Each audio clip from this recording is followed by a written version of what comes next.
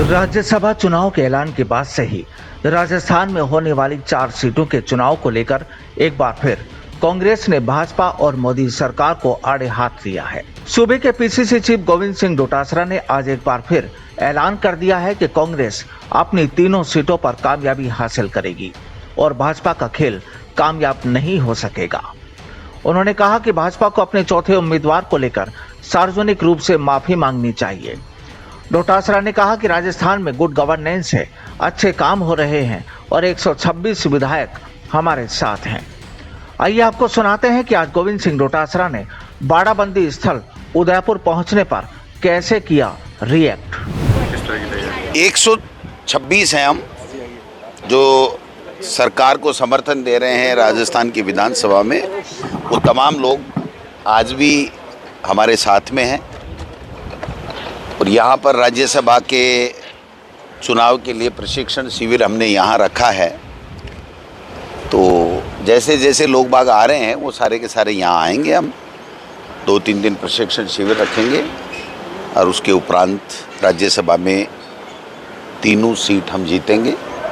Bharatiya Janata party के पास में कोई बहुमत नहीं है, लेकिन बहुमत नहीं होते हुए भी नाम निर्दलियों का ले रहे हैं, लेकिन एक्चुअल में वो बीजेपी के उम्मीदवार हैं। बीजेपी के 10 के 10 एमएलएज ने, सदस्यों ने उनके फार्म के ऊपर हस्ताक्षर किए हैं। एक भी निर्दलीय उनके साथ में नहीं है। कांग्रेस के सारे 108 हमारे साथ में हैं। बीटीपी का समर्थन है, कम्युनिस्ट पार्टी का समर्थन है, सबका साथ में है। लेकिन ये भारतीय जनता पार्टी की और मोदी सरकार की हमेशा से प्रजातंत्र का गला घोंटने की, लोकतंत्र में विश्वास नहीं करने की आदत बनी हुई है। हॉर्स ट्रेडिंग उनका एक तरीके से मूल एजेंडा हो गया है।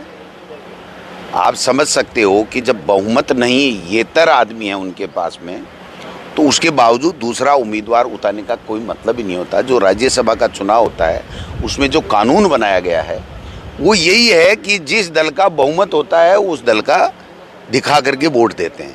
तो अब उनके पास में कुछ सामान बचा ही नहीं।